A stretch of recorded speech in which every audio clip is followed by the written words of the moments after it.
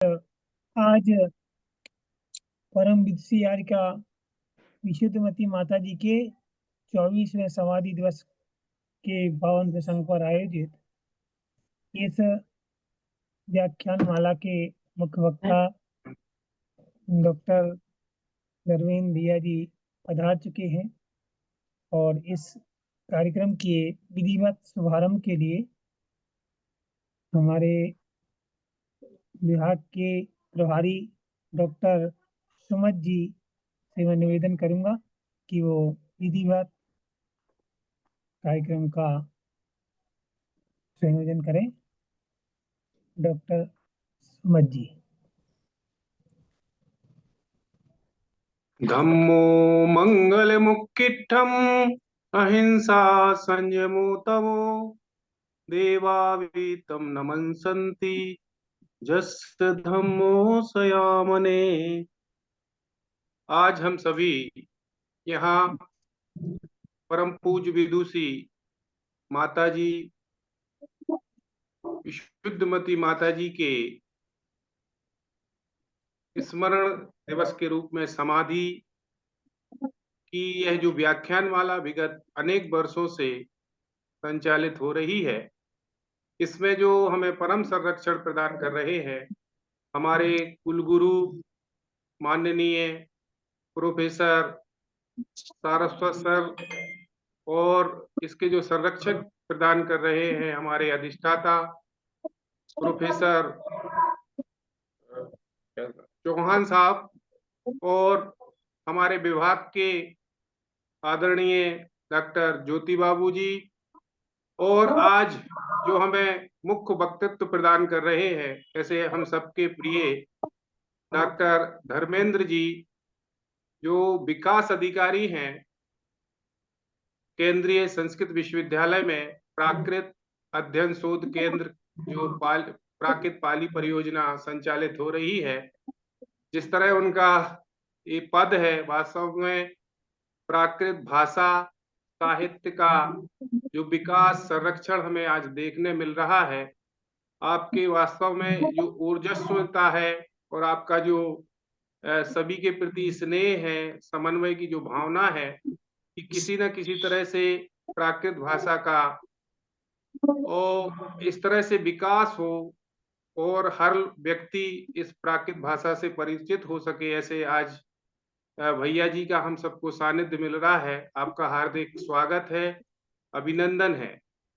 और जो हमें प्रज्ञा श्रवण के माध्यम पूज्य मुनि श्री अमित सागर जी महाराज का हम लोगों को हमेशा ही आशीर्वाद मिलता है, उनके प्रति मैं त्रिकाल नमोस्तु नमोस्तु करता हूँ। भैया मोहित जी को भी हार्दिक स्वागत करता हूँ। साथ ही आज जो हमें मंगलाचरण प्रदान करेंगी डॉक्टर अल्पना जी, जिन्होंने पूज्य माता जी पर पीएचडी की है, उन सभी का हार्दिक स्वागत। और जो सभी श्रोतागण जुड़े हुए हैं, जो हमारे विभाग के शोधार्थी है, विद्यार्थी है, उन सबका इस कार्यक्रम में मैं स्वागत करता हूं। और विधिवत स्वागत की विधि हेतु मैं आज की जो यह व्याख्यान माला है उसके समन्वयक डॉक्टर ज्योति बाबू जी से निवेदन करता हूं वो आए और पूज्य माता जी के बारे में, साथ ही मंगलाचरण करा लें। भी हमारे जो आगंतुक अतिथि है उनका स्वागत करें। डॉक्टर ज्योति बाबू जी। हाँ, सभा के प्रारंभ में मंगलाचरण के लिए मैं निवेदन करूंगा डॉक्टर अल्पना जी से। अल्पना। हाँ, कि तो मंगलाचरण करके और इस सभा का शुभारंभ करा दें। सर्वप्रथम बोले प्रज्ञा श्रवण मुनि श्री अमित सागर जी महाराज की जय। महाराज श्री के चरणों में त्रैवार नमोस्तु नमोस्तु नमोस्तु। पश्चात इस जूम मीटिंग से जुड़े सभी वरिष्ठ जनों को मेरा सादर प्रणाम। समकक्ष एवं अनुज जनों को मेरा सादर जय जयकार। आप सभी को विदित है कि आर्यिका विशुद्धमती जी का 24वां समाधि दिवस हम सब मना रहे हैं, तो इसका मंगलाचरण करने का सौभाग्य मुझे प्राप्त हुआ है। कुछ पंक्तियां जो माता जी के श्री चरणों में मैंने अभी अभी लिखी हुई हैं, उनके माध्यम से मैं मंगलाचरण करती हूँ। श्रद्धा सुमन अर्पण गुरु माँ तुम्हारे चरण, श्रद्धा सुमन अर्पण गुरु माँ तुम्हारे चरण, दर्शन की है अभिलाषा चरणों से लागी लगन, श्रद्धा सुमन अर्पण गुरु माँ तुम्हारे चरण, रीठी गांव की वो माटी मथुरा बाई ने जन्म दिया, रीठी गांव की वो माटी मथुरा बाई ने जन्म दिया, बीतराग पिता श्री लक्ष्मण भाई बहन का जीवन धन्य किया, बीतरागी पथ पर चलकर स्वयं को जीत लिया, बीतरागी पथ पर चलकर स्वयं को जीत लिया, दर्शन की हाँ सर, जुड़िएगा। चरणों से हाँ लागी लगन, श्रद्धा सुमन हाँ अर्पण। हाँ सर, हेलो। जी, गुरु माँ तुम्हारे चरण, धरियाबाद का नंदन वन, अमर हो जहाँ खिले सुमन, धरियाबाद का नंदन वन, अमर हो जहाँ खिले सुमन, जहाँ समाधि गुरु माँ की वह दर्शनीय स्थल, विश्व का सबसे छोटा मंदिर वहाँ है विमल, विश्व का सबसे छोटा मंदिर वहाँ है विमल, दर्शन की है अभिलाषा चरणों से लागी लगन, श्रद्धा सुमन अर्पण गुरु माँ तुम्हारे चरण। बोलिए परम पूज्य आरिका माँ विशुद्धमती माता जी की जय। जय। आरिका विशुद्धमती माता जी के बारे में मैं 2 मिनट कहूंगी कि जिनकी पावन अनुकंपा से हम सभी परिवारजन दिन व दिन धर्म मार्ग पर प्रशस्त हो रहे हैं, और ऐसी भावना मैं भाती हूँ कि हे गुरु माँ, आपके जैसे पद चिन्हों पर चलकर मैं भी अपने आत्मा का कल्याण करूं, हमारे परिवार की संस्कार जननी या कहें कि कुल गुरु माँ, जिनके आशीर्वाद से ही हम सब फलीभूत हो रहे हैं, उनके चरणों में सादर नमन वंदन। जय जिनेन्द्र सभी को। कल्पना जी का बहुत बहुत धन्यवाद। और आपने तो वास्तव में पूज्य माता जी का जैसा सानिध्य मिला है उस पे आपने कार्य भी किया है। और हमारे डॉक्टर रजनी शुक्ला जी भी जुड़ चुके हैं, उनका भी हार्दिक स्वागत है। डॉक्टर चंदा दीदी का भी स्वागत है, जयपुर से जुड़ी हुई हैं। आदरणीय प्रोफेसर प्रेम सुमन जी सर के प्रति मैं हार्दिक आपको सादर प्रणाम करता हूं सर। और अब मैं विधिवत स्वागत हेतु डॉक्टर ज्योति बाबू जी से निवेदन करता हूं, वो आए और सभी का विधिवत स्वागत।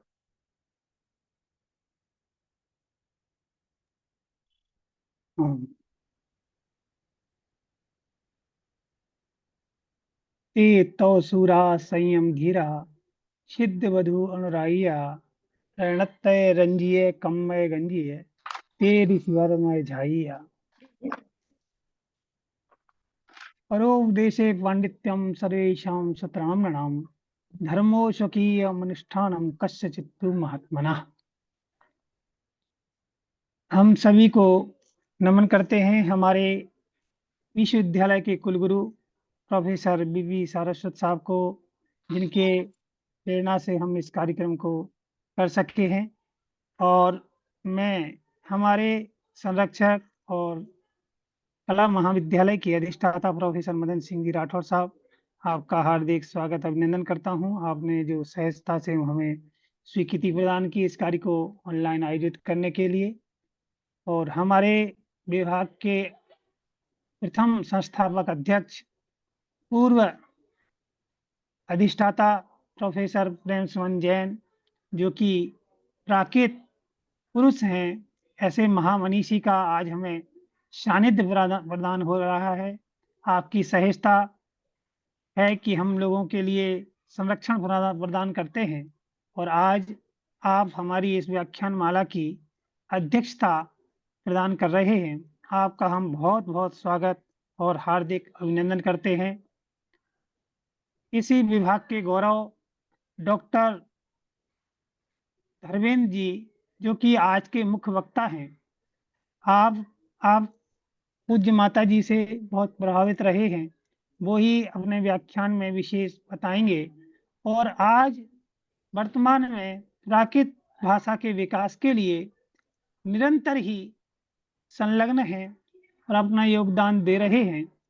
और आपने मुझे छोटे से निवेदन पर आपने हमें आज के व्याख्यान के लिए स्वीकृति प्रदान की, और हमें आज पूज्य माता जी के अवदान से हम सभी को अवगत कराएंगे। हम आपका हार्दिक स्वागत और अभिनंदन करते हैं। आप प्राकृत के विकास के लिए यही इसी प्रकार से संलग्न हैं, और मुझे भी प्राकृत में प्रवेश दिलाने वाले यही हैं। यही हमें जयपुर से लेके आए थे, और पूज्य माता जी का जो हमारे लिए अवदान है कि वो क्या क्या थे, ज्ञानी तो थे ही, लेकिन वो निमित्त ज्ञानी भी थे शायद, कि भाई इसका कैसे क्या योग है। और वो कहा करते थे, उनका जो अवदान है उसके संबंध में तो अभी विद्वान लोग चर्चा करेंगे, लेकिन हम सभी का, उनके परिवारजन देखिए, जो भी माता जी से कहीं ना कहीं किसी न किसी रूप से जुड़े हुए हैं, वो सभी जो इस व्याख्यान माला से जुड़े हुए हमारे विभाग के प्रभारी डॉक्टर सुमत जी, जो इसका संयोजन कर रहे हैं व्याख्यान माला का, उन सभी का। और आज जो अभी अल्पना जी ने मंगलाचरण किया, पूज्य माता जी के व्यक्तित्व कृतित्व पर आपने पीएचडी की है, और संक्षेप में पूज्य माता जी के अवदान को इन्होंने काव्य रूप में विस्तृत करके हम सभी को अवगत कराया है। आपका बहुत बहुत स्वागत है और अभिनंदन है। और साहित्यकार मनीषी महामनीषी पंडित नीरज जी के सुपुत्र श्रीमान सतीश जी सतना से जुड़े हुए हैं, यहाँ तक मैं देख पा रहा हूँ। बहुत बहुत आपका स्वागत है। हमारे रजनीश जी शुक्ला जो है भोपाल से जुड़े हुए हैं, और भी जो महानुभाव हमारे विभाग के शोधार्थी विद्यार्थी हैं, और हमारी अतिथि व्याख्याता डॉक्टर रेखा जी वडाला जो भी जुड़े हुए हैं, सभी का हम हार्दिक स्वागत और अभिनंदन करते हैं। ये है आज 24 वर्ष पूज्य माता जी के समाधि को हुए हैं, लेकिन हम उनकी स्मृतियां को अभी क्या जन्म तक जीवन है जब तक नहीं हम भुला सकते हैं, क्योंकि उनका जो अवदान है, साहित्यिक अवदान, सांस्कृतिक अवदान, और हमारी जैन संस्कृति के लिए जो उन्होंने दिया है, उसके संबंध में अभी भैया जी चर्चा करेंगे। लेकिन मैं एक बात आप लोगों से कहना चाहता हूं कि उनका सामाजिक अवदान तो ये रहा कि शासकीय सेवा में नौकरी मिल रही थी, लेकिन नौकरी छोड़ करके उन्होंने समाज सेवा को उन्होंने स्वीकार किया, और अपनी मातृ संस्था जहाँ अध्ययन किया था वहीं पर अपना सेवाएं दी। और साहित्य के लिए अभी देखिए जो उन्होंने कार्य किया है, साहित्यिक अवदान है। उन्होंने संस्कारों के लिए भी बहुत से कार्य किए। संस्कारों की नारी बनो सदाचारी एक छोटी सी पुस्तिका है, लेकिन उन्होंने बस वो एक कहा करते थे, उन्होंने हमारे लिए जो शिक्षाएं दी, 3 बातें 3 सूत्र उन्होंने दिए थे, वो सभी के लिए उपयोगी है। और शायद 16 जनवरी की बात है, 16 जनवरी 2002 की। अंतिम जल जब पूज्य माता जी ने ग्रहण किया था तो क्या था कि 12 वर्ष की जो उन्होंने संलेखना ली थी, 12 वर्ष की संलेखना का वो अंतिम दिन था 16 जनवरी, मुझे ऐसा जहां तक है। तो 16 जनवरी को जब अंतिम जल लिया, मैंने कहा कि माता जी मेरे हाथ, मुझे भी ये सौभाग्य मिलना चाहिए।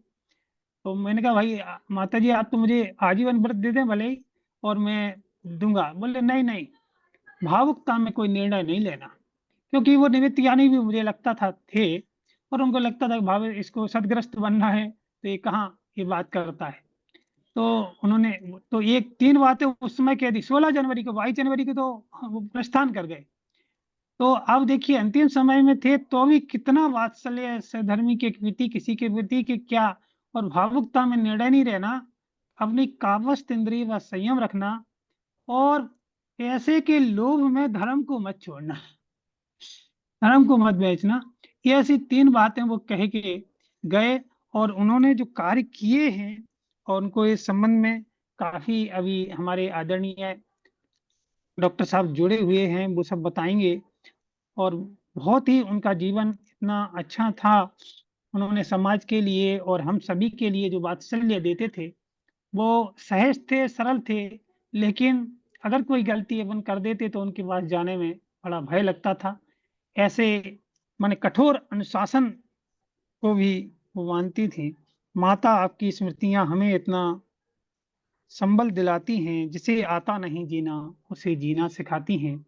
आप सभी हमें ऐसा वात्सल्य देते हैं और जुड़ जाते हैं, क्योंकि इस सभा की शोभा तो श्रोताओं से है।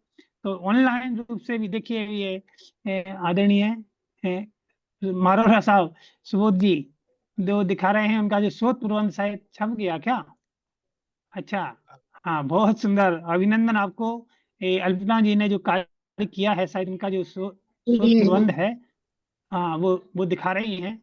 हाँ बहुत सुंदर, आपको बहुत बहुत बधाइयाँ। और आपने जो कार्य किया है पूज्य माता जी के व्यक्तित्व कृतित्व पर, तो वो जो है जय प्रकाशित भी हो कुमार चुका जी भी है। जुड़ गए हैं, उपाध्याय हैं?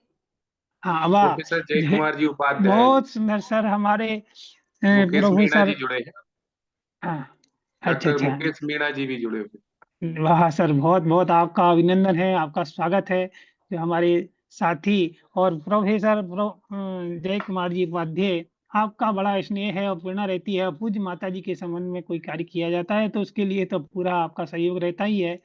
और आप तो ये, और ये हमारी इस धर्म सभा में, व्याख्यान माला में जो भी सहभागी हुए हैं, उन सभी का मैं हृदय से हार्दिक अभिनंदन और स्वागत करता हूं। और आगे की श्रृंखला के लिए मैं सुमन जी से निवेदन करता हूं कि आगे गति प्रदान करें। बहुत बहुत धन्यवाद डॉक्टर ज्योति बाबू जी का।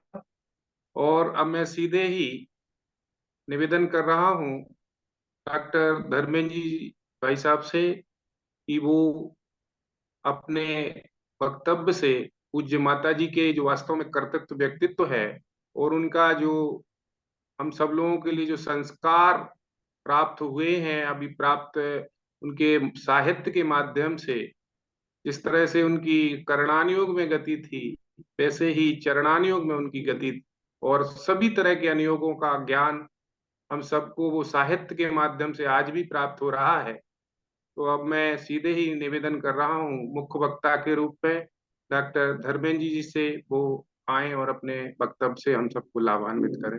डॉक्टर धर्मेंद्र जी।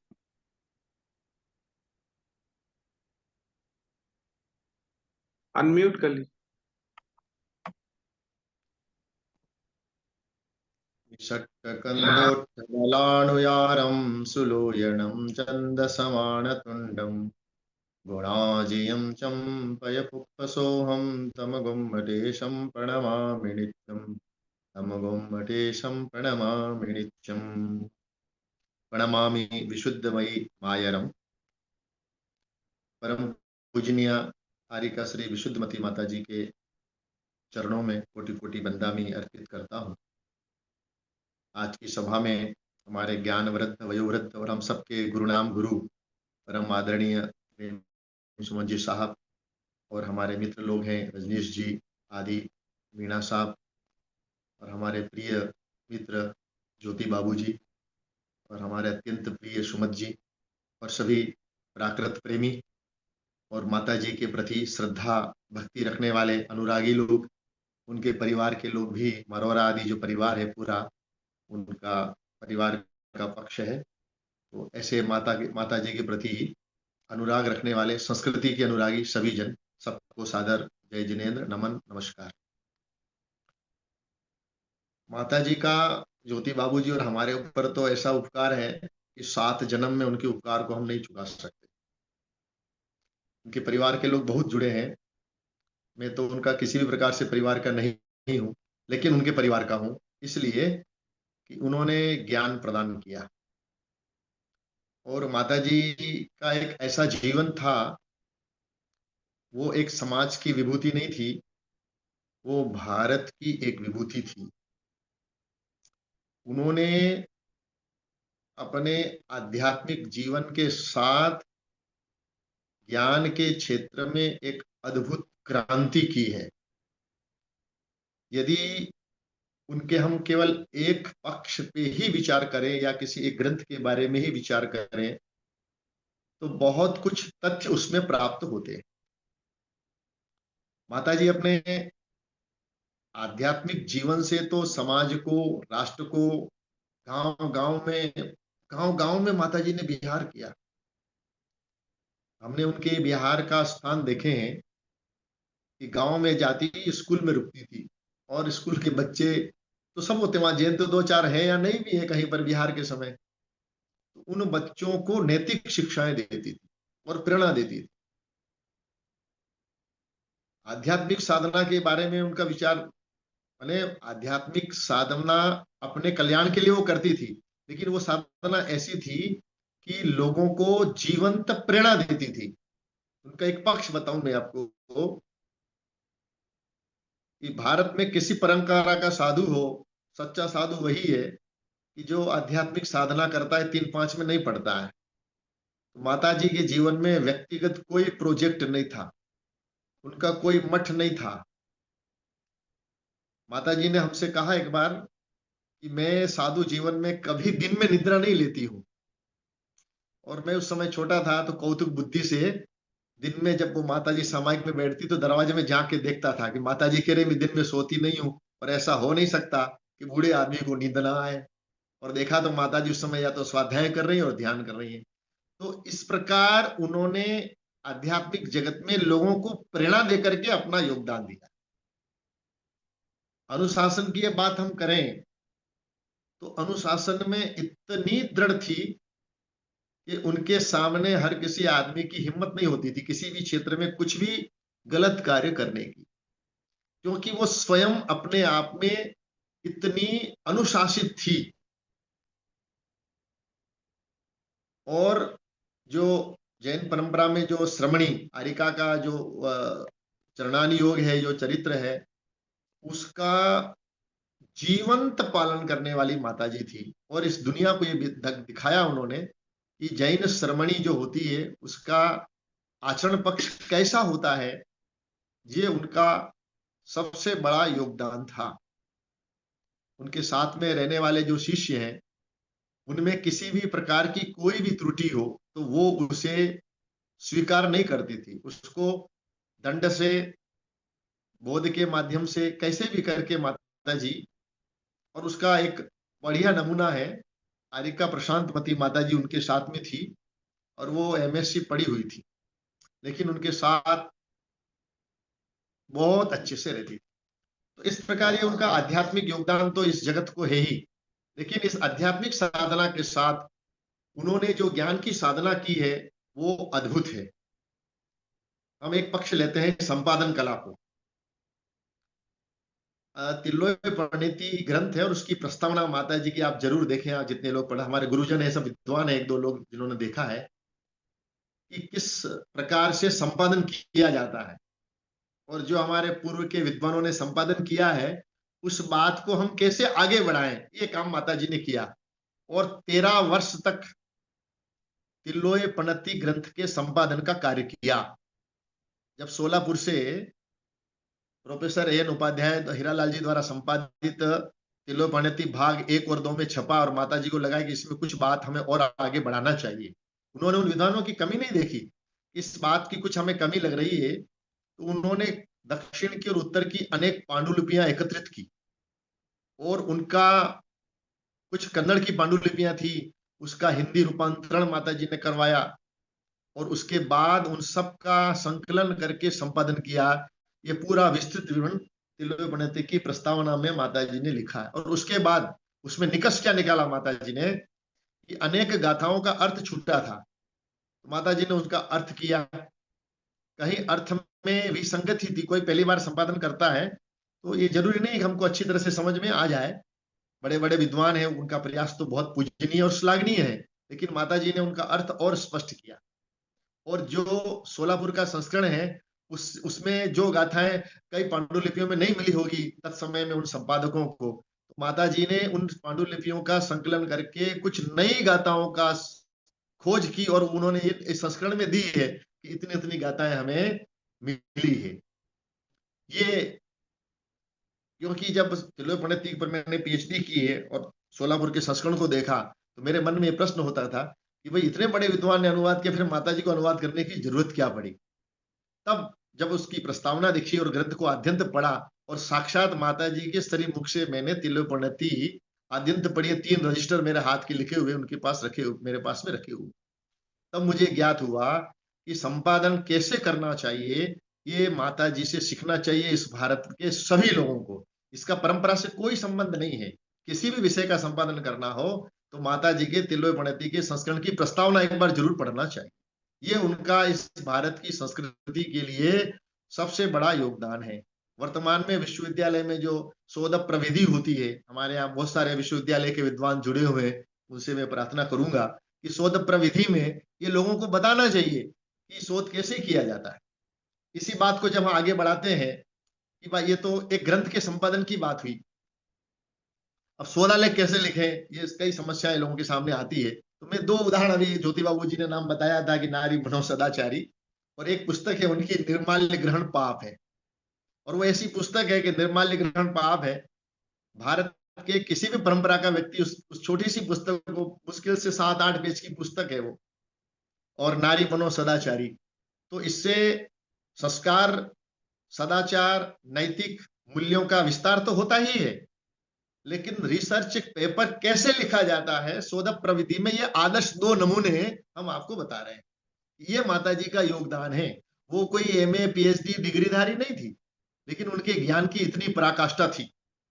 अब उनके गणितीय ज्ञान की बात बताता हूं मैं आपको कि जब ये सूर्य विमान गति करते हैं तो इस गली से अगर वो गमन करेगा तो इस गली का कितना क्षेत्रफल है, 3 लोग के हम टुकड़े कर दें तो अगर आधो लोग अकेले का क्षेत्रफल कैसे निकालें, ऐसे कुछ गणित के प्रकरण तिलोपणति में आते। तो हम माताजी हमें और प्रशांतमती माताजी को देती कि तुम इसका क्षेत्रफल निकालो गणितीय विधि से। तो हम अपना पूरा गुणा भाग करते, माताजी करती, और माताजी आंख बंद करके बैठ जाती थी और थोड़ी देर में पूछती धर्मेंद्र बताओ कितना क्षेत्रफल आया, और प्रशांतमती माताजी पूछती कितना क्षेत्रफल आया। तो कई बार हम इधर उधर नहीं बना, सही उत्तर नहीं आया, और माताजी फिर बाद में कहती देखो इसका उत्तर ही आया, बिना पेन कापी रफ लिए, और इस प्रकार से वो उन गणितीय सूत्रों का जो परिणाम है वो अपने बौद्धिक क्षमता के आधार पर निकाल लेती थी। ये उनके गणितीय ज्ञान की पराकाष्ठा थी, ये उनका सबसे बड़ा योगदान है। और वो कहती थी कि इस प्रकार का जो ज्ञान है वो मन की आध्यात्मिक साधना के साथ मन की एकाग्रता से आता है। और एक संदर्भ उन्होंने इतना अच्छा हमको बताया जो हमारे वर्तमान के शिक्षा जगत में लोगों को बताना चाहिए आधुनिक युग में, कि ज्ञान की प्राप्ति कैसे होती है। हम आधुनिक विधियां सब बताते हैं, लेकिन जो पौराणिक हमारा ज्ञान है उस ज्ञान में ऐसी चीजें हैं कि वर्तमान में भी उपयोगी है। जो धवला ग्रंथ में एक गाथा आती है और उसका सार माताजी ने हमको बताया कि ज्ञान की प्राप्ति कैसे होती है, कि 25% ज्ञान गुरु की विनय करने से होता है, 25% ज्ञान हमें अपने अभ्यास से होता है, 25% ज्ञान हमारे बुद्धि में क्षय वशम होगा तो होगा, 3 और 25% पुण्य के कारण होगा, माने विद्या कालेन पच्यते, वो समय के अनुसार स्वतः विद्या की उपलब्धि होती है। ये वर्तमान के लोगों को ज्ञान नहीं है। आज जो एक मॉडर्न सिस्टम आ गया है, आज जो भारतीय ज्ञान परंपरा की बात आती है, ये जो पद्य और इसकी जो 4 बातें हैं कि प्रयास अभ्यास नहीं करोगे, प्रैक्टिस हमको परफेक्ट बनाती है, ये दुनिया को कोई नहीं बताता है। रटंत विद्या लगा दो, ये कर दो, उससे ज्ञान की प्राप्ति नहीं होती। तो माता जी हमेशा अपने शिष्य को ये बात पहले बताती थी कि विद्या की प्राप्ति करना है तो प्रयास भी करना पड़ेगा, गुरु की विनय भी करना पड़ेगी, गुरु क्रम का आपका पुण्य भी चाहिए, और बुद्धि का क्षोभसम जो स्वतः बुद्धि की क्षमता होना चाहिए, तब हमको ज्ञान की प्राप्ति होती है। तो ऐसे ऐसे अद्भुत सूत्र माता जी बताती थी।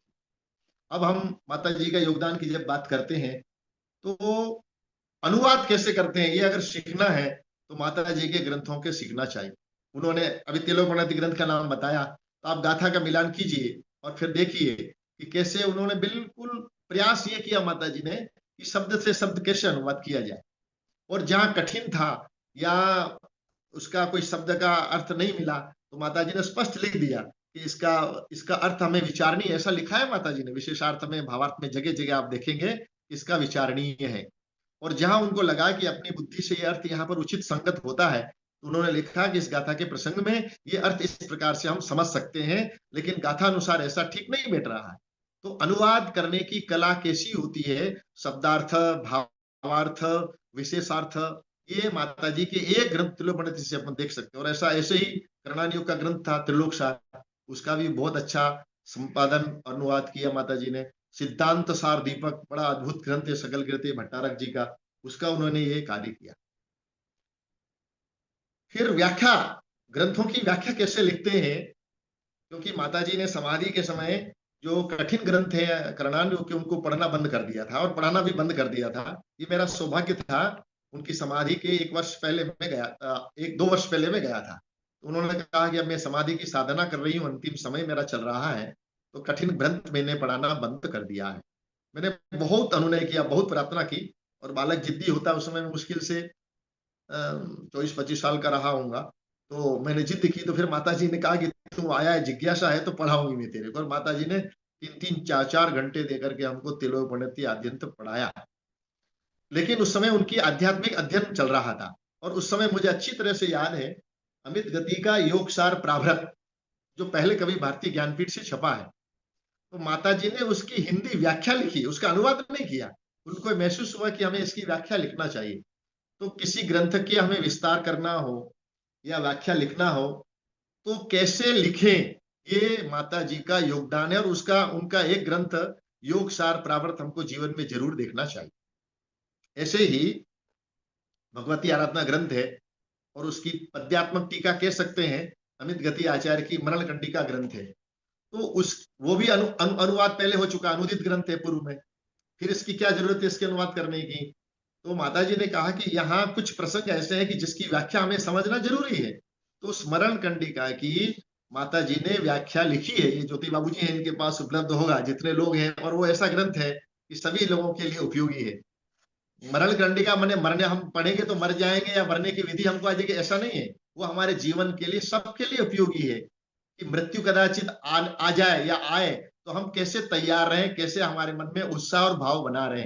तो ऐसी व्याख्या पूजनीय माता जी ने मरण कंडिका ग्रंथ में की है और योगसार ग्रंथ में लिखी है। ये उनका योगदान है। अभी ज्योति बाबू जी ने कहा था कि ज्योतिष तो अद्भुत अद्भुत विदुषी थी वो, जो इन्होंने लिखा कि भाई 16 जनवरी उनका अंतिम दिन था।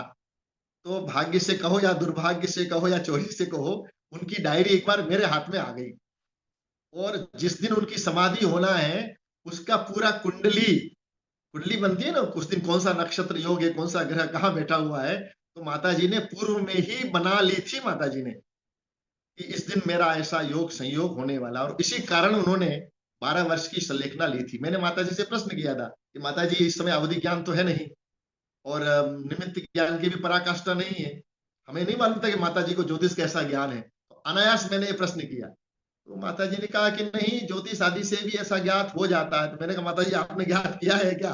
तो माता जी हंस करके टाल दी मेरी बात को, जवाब नहीं दिया। मैं समझ गया कि माता जी ने और योग संयोग से वो डायरी मेरे को प्राप्त हो गई, हाथ की लिखी हुई माता जी की। उसके पीछे ये कुंडली पूरी माता जी ने बना रखी थी, और उस समय मैंने उसको नोट भी कर ली थी। वो डायरी मेरे पास खो गई होगी कहीं।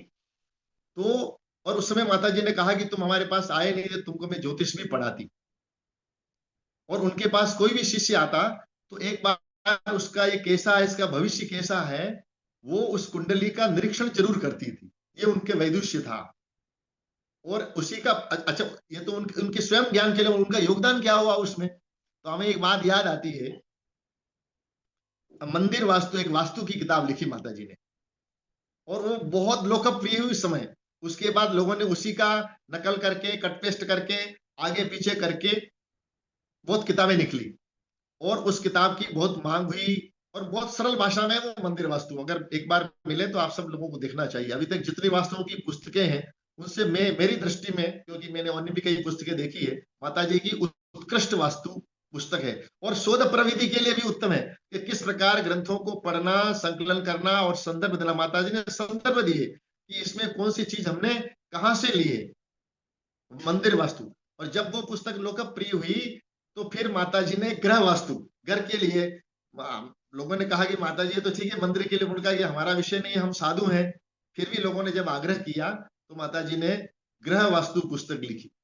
और जब लोगों को लगा कि ये तो बहुत बड़ी है, ये है, तो फिर उसका एक छोटा संस्करण भी निकला वास्तु। तो इस प्रकार माता जी का बड़ा साहित्यिक योगदान है। वो निरंतर कुछ न कुछ करती ही रहती थी। समाधि शतक ग्रंथ है, उसकी बड़ी हिंदी व्याख्या लिखी उन्होंने। अब समाधि के लिए साहब हम कौन सा ग्रंथ पढ़े, मरणकंडिका पढ़े, भगवती आराधना पढ़े, या और कोई दूसरा ग्रंथ पढ़े? तो माता जी ने एक पुस्तक लिख दी, सारे ग्रंथों को पढ़ करके समाधि के समाधि सार दीपक। ले साहब, आपको जैन परंपरा में संलेखना की साधनों की पढ़ना है तो समाधि सार दीपक को पढ़िए। ये उनका साहित्यिक योगदान था। हम तो कहेंगे रात भर आप बुलवाते रहो, हम बोलते रहेंगे, ऐसी बातें हमको याद आती रहेगी। मैंने माता जी तो बड़ी, कोई मुझे ऐसा लगता है कि कोई अलौकिक व्यक्तित्व था वो। तो ये बहुत बड़ा योगदान माता जी का। अच्छा, अभी ये सुमत जी ने कहा था कि प्रथमान युग, अरे भगवान, प्रथमान युग में तो वो जब उनका अंतिम समाधि का समय चल रहा था, वो लोगों को प्रेरणा देती थी कि जैसे हमारे भारतीय परंपरा में सप्ताह जी बैठते हैं ना, सप्ताह जी बैठा हो, माने श्रीमद भगवत गीता का एक सप्ताह में पारायण हो जाना चाहिए, उसका सार कहो या कैसे भी करके। तो कहती थी माता जी कि आप सप्ताह बैठाओ कि पद्म पुराण को 7 दिन में पढ़ो। और माता जी ने ऐसा अपने जीवन में अनेक बार किया, एक सप्ताह में पद्म पुराण को पढ़ लेना।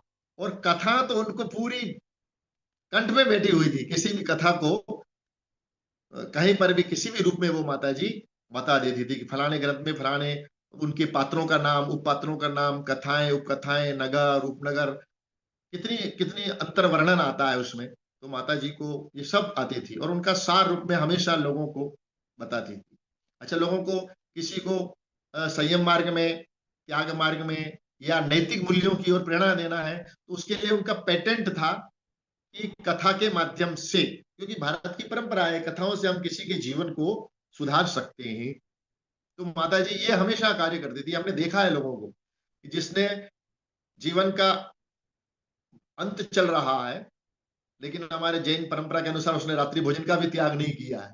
माता जी को मैंने देखा कि उसको समझा समझा करके एक रात्रि भोजन का त्याग कराना है 75 वर्ष की उम्र के व्यक्ति को, तो एक एक घंटा प्रवचन करते हुए माता जी को मैंने देखा, अकेले एक व्यक्ति के लिए। और अंत में उसकी बुद्धि इतनी प्रभावित हुई माता जी की प्रेरणा से, और उसने रात्रि भोजन का त्याग किया।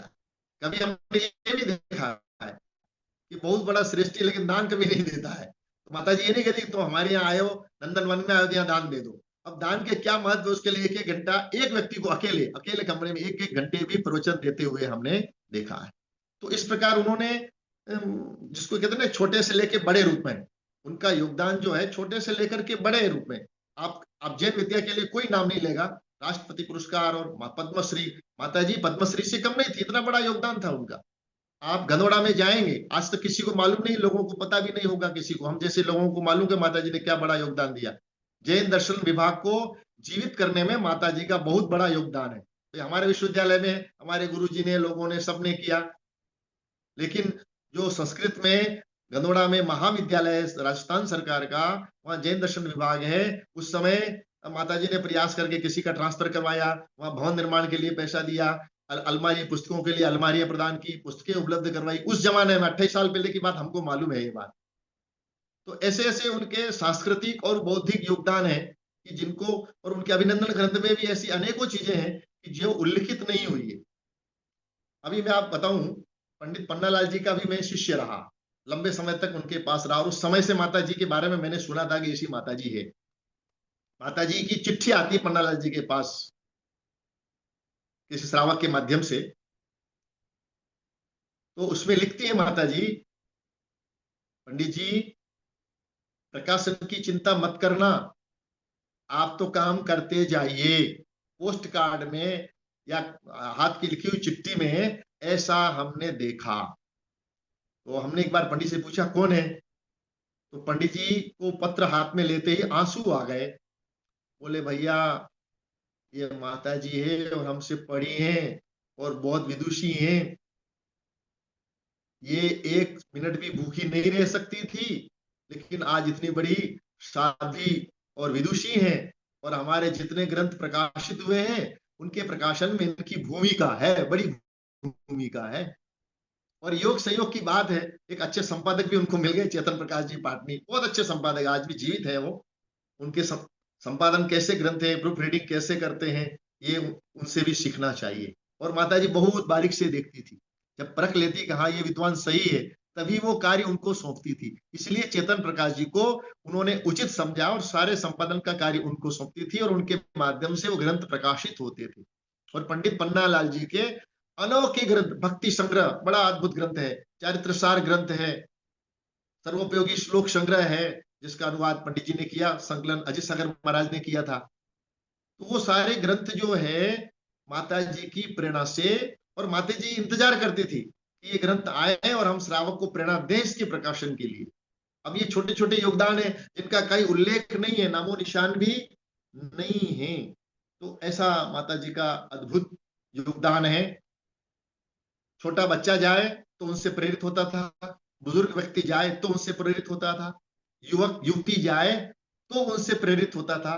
वो पात्र देख करके अपनी कला का उपयोग करती थी कि हमें युवक के साथ में कौन सी कला उपयोग करके हमारी संस्कृति को आगे बढ़ाना है, बालक के साथ कौन सी विद्या और कला का उपयोग करके हमें आगे बढ़ाना है। तो इस प्रकार उनका सर्वतोमुखी, हमने देखा है बिहार में किसी गांव में सरकारी स्कूल में उनका विश्राम हुआ है, देखा कि गरीब बालक है, तो माता जी पेन बंटवाती, श्रावक देखो गरीब बच्चे कुछ देखो, कुछ सामग्री उनके लिए प्रेरणा से के माध्यम से। साधु की अपनी सीमा होती है, आरंभ परिग्रह का त्यागी, मर्यादा का पूरा ध्यान रखती थी।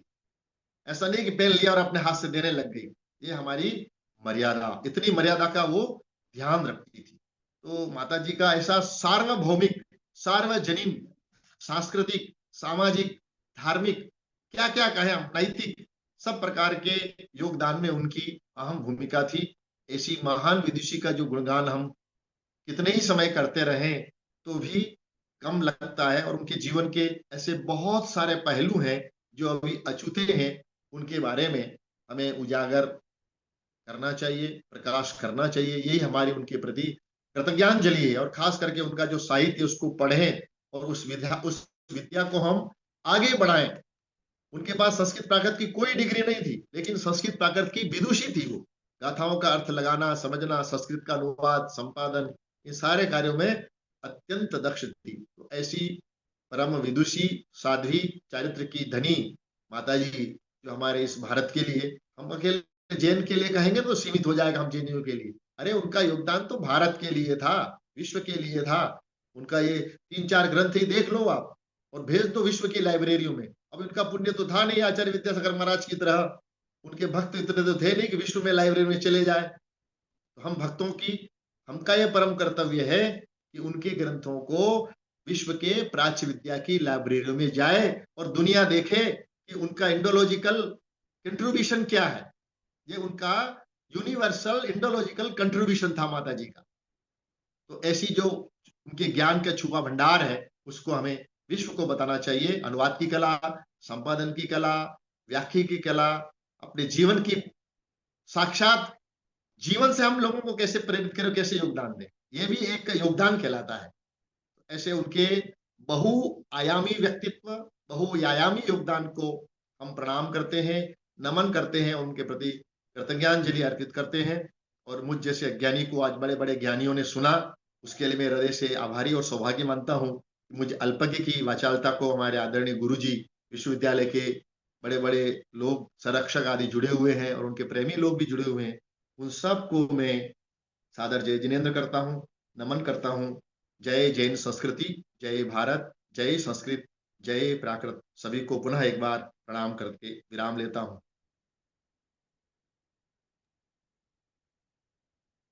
बहुत, हाँ, सुमित जी, बहुत बहुत धन्यवाद, बहुत बहुत आभार। आपने ऐसे संस्मरणों को सुनाया है जिनको हमने भी कभी नहीं सुना था। और आदरणीय धर्मेंद्र जी ने बहुत ही मार्मिक उद्बोधन और बहुत महत्वपूर्ण जानकारियां प्रदान की कि हमारी राज्य भाषा और संस्कृति समाज के लिए उनका जो अवदान है वो भुलाया नहीं जा सकता है और हमें भी कुछ करना है। हमें अध्यक्षीय उद्बोधन के पूर्व पूज्य श्री का आशीर्वाद मोहित भाई कराएंगे क्या? हाँ, मैं भूल गया, पूज्य तो मुनि ये श्री के चरणों में नमोस्तु। 5 मिनट में करवा रहा हूँ। हाँ, पूज्य हाँ, मुनि श्री पहले के चरणों में अध्यक्ष, नमोस्तु, मेरा क्षमा याचना, मुनि श्री के चरणों में नमोस्तु मेरा, हाँ, कोटि कोटि। कोई दिक्कत नहीं। हाँ, नहीं, अब पूज्य श्री तो उन्होंने दिन में ही आशीर्वाद दे दिया था, तो वो अभी दे देंगे, चलाएंगे भैया। पहले अध्यक्ष उद्बोधन के लिए मैं निवेदन करूंगा हमारे विभाग के संस्थापक अध्यक्ष और पूर्व अधिष्ठाता प्रोफेसर प्रेम सुमन जी जैन साहब को कि हम सभी को मंगल आशीष प्रदान करें। नमो जनानम। आज परम पूज्य विदुषी विशुद्धमती माता जी को स्मरण करते हुए यह जो कार्यक्रम विश्वविद्यालय में डॉक्टर ज्योति बाबू, डॉक्टर सुमित जी ने आयोजित किया है, ये बड़ा महत्वपूर्ण आज का आयोजन है। और ऐसी जो विदुषी हमारे पूरे भारतवर्ष में विशुद्धमती माता जी हो गई हैं, उनके संबंध में विद्वानों से अभी हमने डॉक्टर धर्मेंद्र जी से उनके संस्मरण सुने, उनके योगदान के विषय में चर्चा सुनी। वास्तव में माता जी के कई क्षेत्र रहे हैं उनकी ज्ञान आराधना के, उनमें उदयपुर भी एक प्रमुख क्षेत्र रहा है। और जब वो उदयपुर में रही, धान मंडी में जो मंदिर है, उस मंदिर में ही उन्होंने जो अपनी ज्ञान साधना की, लेखन किया, उस समय पूज्य माता श्री के पास आने जाने का काफी अवसर मिलता रहा, उनका आशीर्वाद प्राप्त होता रहा। और मेरा तो और थोड़ा घनिष्ठ का संबंध यह है कि माता जी जहाँ की थी वो रीठी स्थान है, वो मेरे गांव से 20 किलोमीटर ही है। और रीठी में आदरणीय नीरज जी, आदरणीय निर्मल जी, माता जी, मतलब इन लोगों ने उस एरिया को पूरे विश्व में प्रचारित कर दिया अपनी साधना से। माता जी का जो योगदान है साहित्य के क्षेत्र में, और विशेषकर तिलोई पंडिती जो एक विशाल का एक ग्रंथ है और भारतीय दर्शन का, भारतीय साहित्य का एक प्राचीन ग्रंथ है, जिसमें भारतवर्ष की पूरी संस्कृति, पूरे लोक का वर्णन हमें प्राप्त होता है। उस ग्रंथ का उद्धार उन्होंने अपने जीवन में किया। उस संबंध में कई बार माता जी से चर्चा होती थी और उस प्रसंग में कई विद्वान भी यहाँ आते जाते रहे, उनके साथ भी माता जी के पास हमारा जाना होता था। श्री लक्ष्मीचंद जी जैन, चूंकि तिलोई पंडिती में गणित की बहुत चर्चा है और प्रोफेसर लक्ष्मीचंद जैन जबलपुर के गणित के जाने माने विद्वान हैं, लेकिन वो भी माता जी से गणित सीखने के लिए, गणित की समस्याएं हल करने के लिए उदयपुर आते रहे। और उनके साथ में जब माता जी से चर्चा होती थी तो बहुत सी बातें वो लक्ष्मी चंद जी कहते थे कि पहली बार मेरी समस्याएं यहाँ समाधित हुई हैं। माता जी का इतना ज्ञान उस समय था। और फिर तो जो उन्होंने ग्रंथों के संपादन किए उसमें कई क्षेत्र उन्होंने खोल दिए। जैसा कि अभी बताया गया कि उनका प्रत्येक ग्रंथ हमें एक ना कोई संदेश देता है, चाहे वो अनुवाद कला हो, चाहे ज्ञान प्राप्ति की कला हो, चाहे संपादन की कला हो, और चाहे हमारे जन जीवन में, हमारे मनुष्य जीवन में हमें वास्तु का ज्ञान हो। इन सब के लिए माता जी ने एक आदर्श प्रस्तुत किया है। माता जी से कई बार चर्चा भी होती थी, कई बार प्रसंग भी आते थे। और जैसा कि हम सब जानते हैं कि माता जी जिस प्रदेश की थी, रीठी जो प्रदेश है, नीरज जी, निर्मल जी और ये सब लोग जो थे ये शुद्ध 13 पंथी थे। माता जी 20 पंथी जो मान्यता है उसमें दीक्षित हुई थी। और हमारे एक बार परिवार में प्रसंग आया तो यह एक प्रश्न खड़ा हो गया कि माता जी ने हमारे जो समधी हैं उनको कह दिया, भाई प्रेम सुमन जी तो 13 पंथी हैं, उनसे संबंध क्यों कर रहे हो आप, उनके बच्चों से क्यों संबंध हो रहा है। तो माता जी से हमने चर्चा की, माता जी जो आप बात कह रही है वो सही है, लेकिन ये उल्लेख कहाँ है, किस ग्रंथ में है कि सज्जाति को हम इतना महत्व दें। माता जी ने बड़ा सुंदर जवाब दिया। उन्होंने कहा कि प्रेम सुमन, मैं जिससे दीक्षित हूँ वे मेरे गुरुदेव हैं, जिनसे मैंने दीक्षा प्राप्त की है। उन्होंने जो मुझे उपदेश दिया है वो मुझे ग्रंथ से बढ़कर है, और इसीलिए मैं उसी का प्रचार करूंगी। आपको मानना हो तो ठीक, और नहीं मानना हो तो कोई बात नहीं। तो बहुत स्पष्टवादी उनका दृष्टिकोण हमेशा रहा। और उन्होंने कई तरह के ऐसे प्रसंग, हम लोग जब जाते थे, मेरे साथ यहाँ के हमारे जो साथी थे डॉक्टर उदय चंद जैन, हम लोग घंटों वहाँ बैठते थे, चर्चा करते थे। तो माता जी का योगदान साहित्य के क्षेत्र में बहुत महत्वपूर्ण रहा है। हमारा कुछ ये कहना चाहिए कि उतना अधिक प्रचारात्मक हमारे साधन नहीं है। माता जी ने जितना कार्य किया, देश में महिलाओं को संपादन कला, अगर एक कोई आदर्श बताना हो तो माता जी का साहित्य प्राचीन ग्रंथों के संपादन कला के लिए एक आदर्श है। और हम जानते हैं कि सभी लोग उनके जो प्रसिद्ध ग्रंथ हैं जिनकी चर्चा अभी डॉक्टर धर्मेंद्र जी ने की, उन सब का अध्ययन सभी लोग नहीं कर सकते हैं।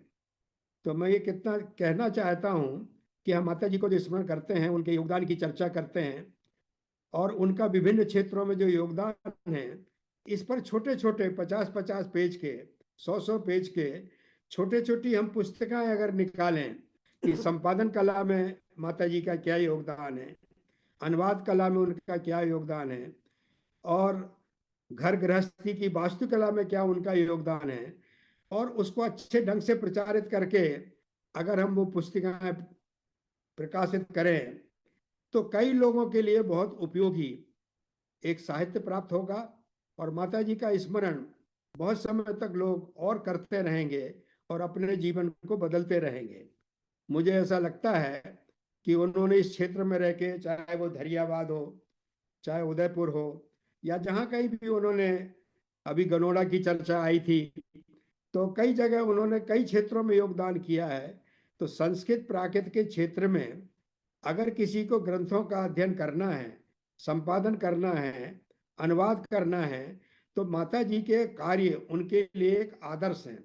लेकिन इस बात को समझाने के लिए हमें, मेरा ये सौभाग्य रहा कि डॉक्टर धर्मेंद्र जी ने इसी विषय पर तिलोई पंडिती पर कार्य किया, और उस समय मुझे भी अध्ययन करने का अवसर मिला कि माता जी का जो साहित्य है कितना महत्वपूर्ण है।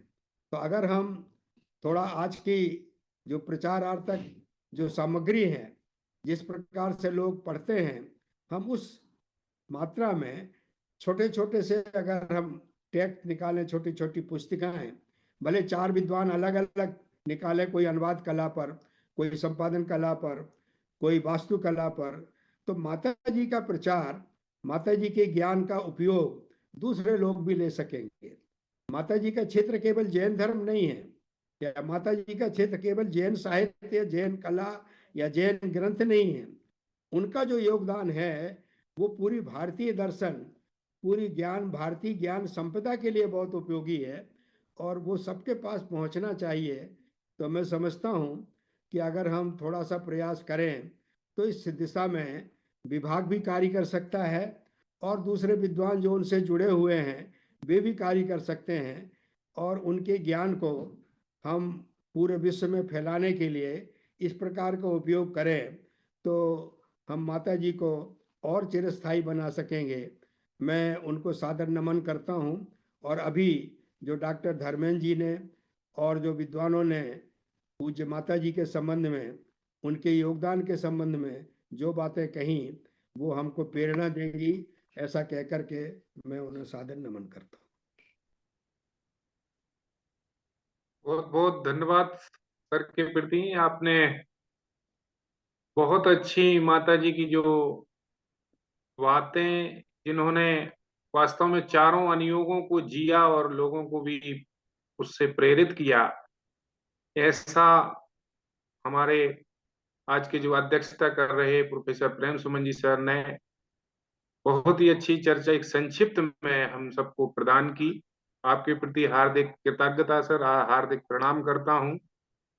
और इसमें अनेक व्यक्ति हमारे विश्वविद्यालय से भी जुड़े हुए हैं, डॉक्टर पामिल मोदी जी, डॉक्टर पटेल साहब, और भी अनेक लोगों ने इसमें बड़ा ही हम लोगों को एक प्रेरणा दी और उन्होंने अपना सहयोग दिया। उन सबके प्रति मैं हार्दिक धन्यवाद ज्ञापित करता हूं।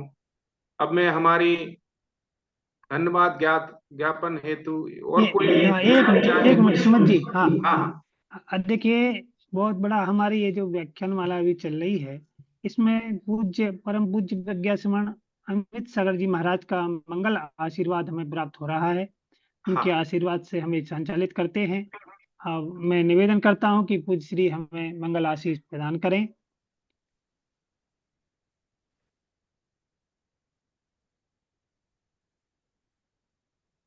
नमोस्तु महाराज, नमोस्तु।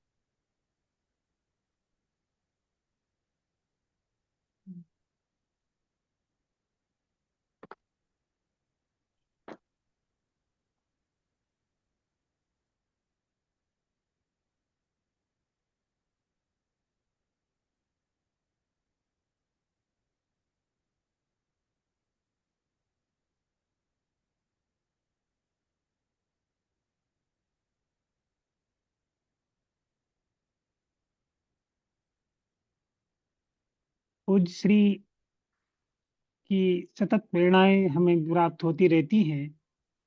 अभी जो विश्वविद्यालय परिसर में प्राकृत भवन का निर्माण कार्य चल रहा है, उस हेतु पूज्य श्री ने मंगल आशीर्वाद प्रदान किया था, जिससे वह कार्य भी पूज्य श्री के आशीर्वाद से होगा।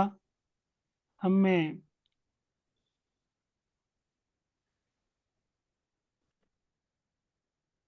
चल नहीं पा रहा है क्या मोहित जी? मोहित भाई?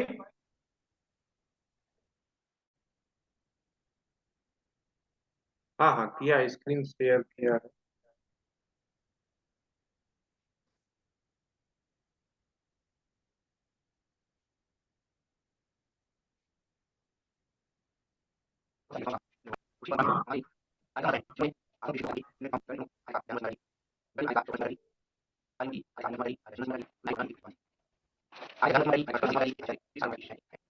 हेलो। हाँ, महाराज जी वगैरह का नाम ले लेना, और अपने जो है ना, चला दें भैया, चला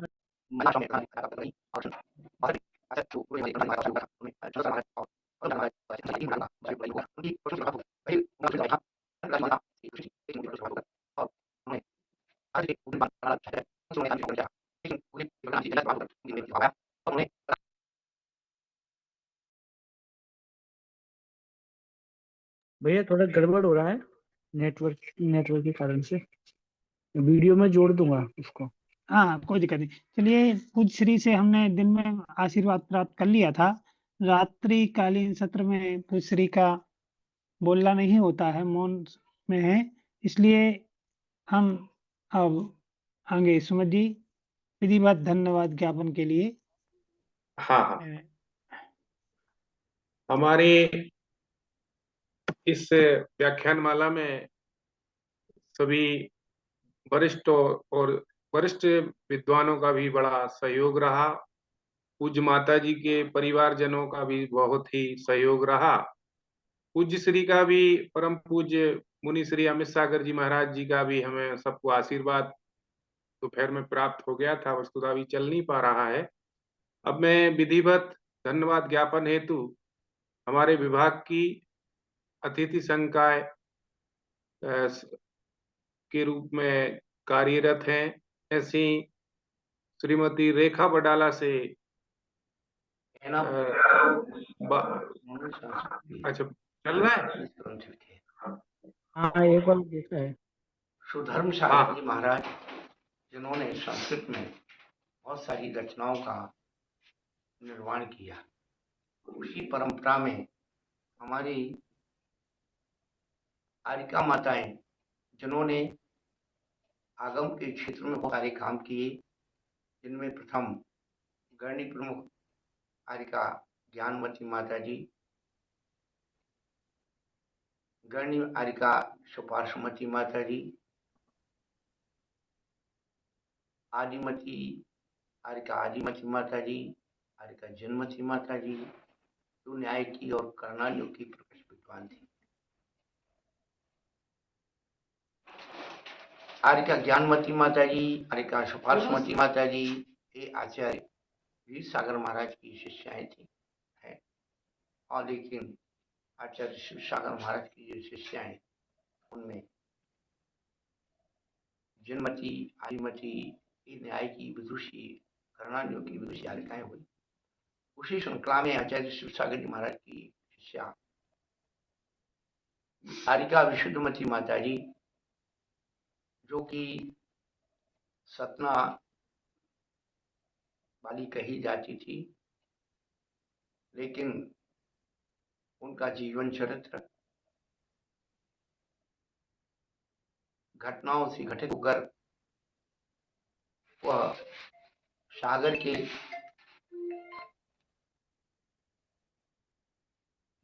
महिला आश्रम में प्रधान अध्यापिका पद पर रही और सन 62 में आचार्य जो गुरुदेव हमारे धर्म सागर जी महाराज का वर्षायोग हुआ था, उनमें शनबत सागर महाराज और पद्म सागर महाराज और आचार्य धर्म सागर जी महाराज, ये 3 मुनिराजों का वर्षायोग मुराजी में हुआ था। उनकी प्रवचनों से प्रभावित होकर पहले उनका नाम जो सुमित्रा बाई था, अन्य प्रकार की मान्यता से ग्रसित थी, लेकिन उनकी प्रवचनों से प्रभावित होकर और उन्होंने भारत देश के मूर्धन्य विद्वान पन्नालाल साहित्याचार्य, उनसे उन्होंने धार्मिक शिक्षाओं को ग्रहण किया था, लेकिन गुरुदेव के प्रवचन आदि से चर्या से प्रभावित होकर उनके मन में विरक्ति का भाव आया और उन्होंने पन्नालाल साहित्याचार्य से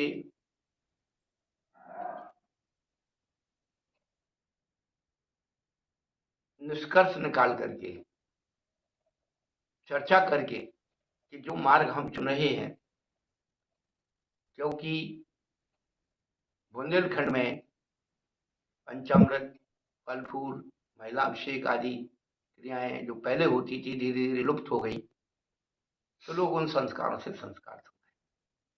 तब सुमित्रा बाई ने पंडित जी से परामर्श किया। तब पंडित जी ने कहा कि आगम का मार्ग तो यही है, जो आगम में लिखा है वो सही है, लेकिन हम लोगों के प्रमाद से या अन्य कई कारणों से हमारी ये व्यवहारिक क्रियाएं छूट गई हैं, लेकिन सही मार्ग, आगम का मार्ग तो जो है वो यही है। उनके अंदर आगम पर श्रद्धा हुई और उन्होंने मोक्ष अष्टमी के दिन पपौरा जी में और सन 64 में आर्य का व्रत ग्रहण करके और आगम का अध्ययन किया। उनके शिक्षा गुरु, विद्या गुरु आचार्य कल्पसुत सागर जी महाराज, जिनके साथ में रहकर उन्होंने आगम सिद्धांत का और भी परिपक्व अध्ययन किया। फिर आगे चल कर के जिन्होंने लोहपन्नति जैसे ग्रंथ, उनका व्यवस्थित संपादन, लोकसार, सिद्धांतार, दीपक आदि आगम ग्रंथों को उन्होंने विश्लेषित कर जन जन के पढ़ने योग्य बनाया।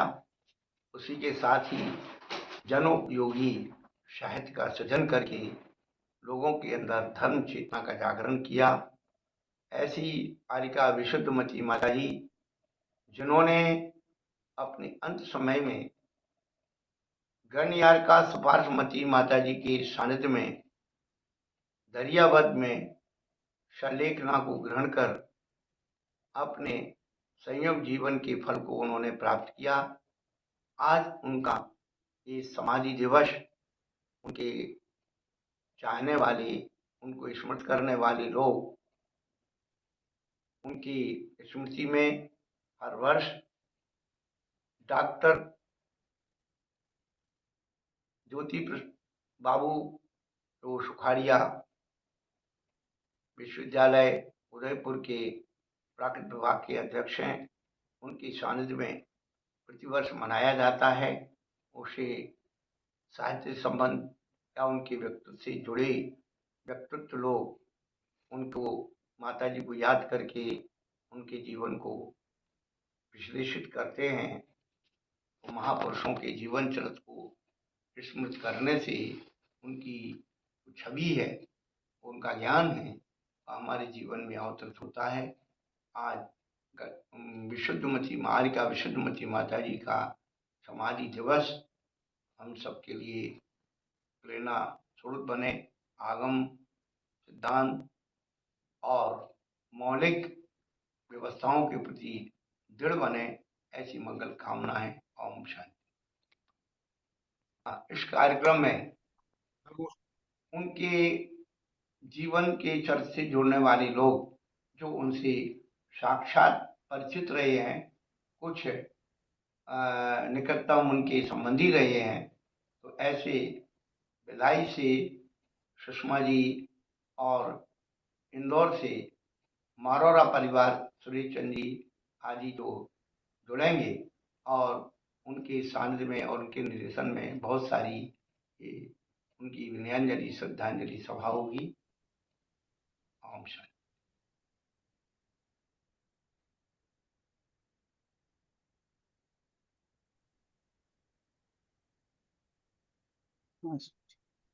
नमोस्तु महाराज जी, नमोस्तु नमोस्तु। बहुत ही अत्यंत सारगर्भित पूज्य श्री महाराज श्री का हम सबको उद्बोधन प्राप्त हुआ। आपके प्रति हार्दिक नमोस्तु नमोस्तु महाराज जी। अब मैं इस कार्यक्रम के धन्यवाद ज्ञापन हेतु निवेदन कर रहा हूं हमारे विभाग की अध्यापिका डॉक्टर श्रीमती रेखा बडाला जी से, वो आए और विधिवत सभी का, हम सभी आगंतुक अतिथियों का और जो सभी जुड़े हुए हैं उनको धन्यवाद ज्ञापन। जय जिनेन्द्र सभी को। हमारे कॉलेज के संरक्षक कुलगुरु प्रोफेसर बीपी सारस्वत एवं संरक्षक प्रोफेसर मदन सिंह जी राठौड़ का सर्वप्रथम आभार व्यक्त करना चाहूंगी कि उन्होंने हमको इस व्याख्यान को के लिए सहयोग प्रदान किया है। और मुनि श्री अमित सागर जी का भी बहुत बहुत आभार व्यक्त करती हूँ कि उन्होंने इतने सुंदर तरीके से हमें आशीर्वचन दिए। उसके बाद डॉक्टर अल्पना जी जिन्होंने इतना सुंदर मंगलाचरण किया, उनका भी हमारे विभाग की तरफ से खूब खूब आभार व्यक्त करती हूँ। हमारे मुख्य वक्ता डॉक्टर धर्मेंद्र जी जैन जो इस आज के इस सार गर्भित एवं ज्ञानवर्धक व्याख्यान के लिए मैं और सभी हमारे विभाग की ओर से सबका हृदय से धन्यवाद ज्ञापन करती हूँ। आपके विचार, अनुभव एवं मार्गदर्शन ने हम सभी को नई दृष्टि प्रदान की है तथा विषय को सरल, स्पष्ट और प्रभावशाली रूप से समझने का अवसर दिया है। आगे आदरणीय श्री हमारे अध्यक्ष था जिसने करी प्रेम सुमन जी सर, जो हमारे हमेशा से ही हमारे मार्गदर्शक रहे हैं हमारे विभाग के लिए, तो मैं उनका भी बहुत बहुत आभार व्यक्त करती हूँ। तथा हमारे अंत में सुमत सर और ज्योति बाबू सर जो हमेशा ही अच्छे अच्छे प्रोग्राम्स करवाते रहते हैं, उनका भी आभार व्यक्त करती हूँ। तथा श्रोतागण में जो जुड़े हुए हैं प्रोफेसर जय कुमार जी उपाध्याय, डॉक्टर मुकेश कुमार जी मीणा, सतीश जी सतना से, ममता जी पुणे से, पामिल जी मोदी, पटेल साहब, इन डॉक्टर रजनीश जी शुक्ला, इन सभी का मैं दिल से हृदय से आभार व्यक्त करती हूँ कि जिन्होंने पूरे ध्यान से और अच्छे से इस व्याख्यान को सुना और हमारे प्रोग्राम को अटेंड करके हमारे प्रोग्राम को इस व्याख्यान को सफल बनाया। अंत में सभी को जय जिनेन्द्र, बहुत बहुत धन्यवाद सभी का। चलिए, रेखा जी का भी बहुत बहुत धन्यवाद। और बहुत सभी हमारे बहुत और सुंदर भी हमारे जो इसको टीचर हैं, समायोजित करने में, संचालन करने में डॉक्टर सुमित जी का बहुत योगदान रहा। और आप सभी जो सहभागी हुए हैं, सभी सहयोगियों का बहुत बहुत हृदय से आभार। और ऐसा ही रहा तो इसका फल बहुत अच्छा होगा। पूज्य माता जी की अगली जो समाधि दिवस, रजत समाधि दिवस के रूप में हम मनाएंगे, ऐसी भावना है। और बड़ी राष्ट्रीय संगोष्ठी हो, इस भावना के साथ में अध्यक्ष जी की अनुमति से हम इस व्याख्यान माला को यहाँ समापन करते हैं। बोलिए परम श्री हरिका विशुद्धमती माता जी की जय। प्रज्ञा समन मुनि श्री अमित सागर जी महाराज की जय। और हमारे मोहित भाई का भी बहुत बहुत आभार कि वो हमेशा हम लोगों को टेक्निकल सहज सहयोग। ही अपना सहयोग देते हैं। और एक बड़ा ही टेक्निकल जो ऑनलाइन व्यवस्था हम लोगों को प्राप्त हो जाती है, उनके प्रति भी हार्दिक धन्यवाद ज्ञापित करते हैं। और सभी जो श्रोता हम लोग, यद्यपि प्रत्यक्ष परोक्ष रूप से कुछ ऐसे भी लोग जुड़े हुए, हमारे शोधार्थी, विद्यार्थी, सभी के प्रति हार्दिक आभार। और आदरणीय प्रोफेसर प्रेम सुमन जी का विशेष, जो आप इस तरह से, अभी इतनी ठंड है फिर भी सर इतना पूरा हम लोगों का एक व्याख्यान सुना और आपने अपना उद्बोधन दिया, तो सभी के प्रति हार्दिक आभार धन्यवाद ज्ञापित करता हूँ। और अध्यक्ष जी की अनुमति से यह कार्यक्रम यहीं समाप्त करता हूँ। सभी के प्रति हार्दिक धन्यवाद।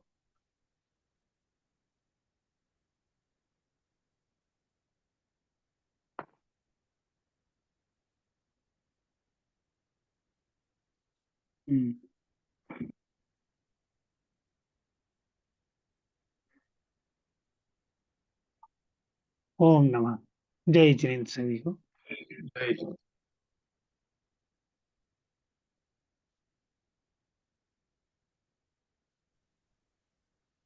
जय हिंद गुरु जी, सभी को सादर जय हिंद। जय हिंद, जय हिंद, जय हिंद। हाँ भाई, धन्यवाद।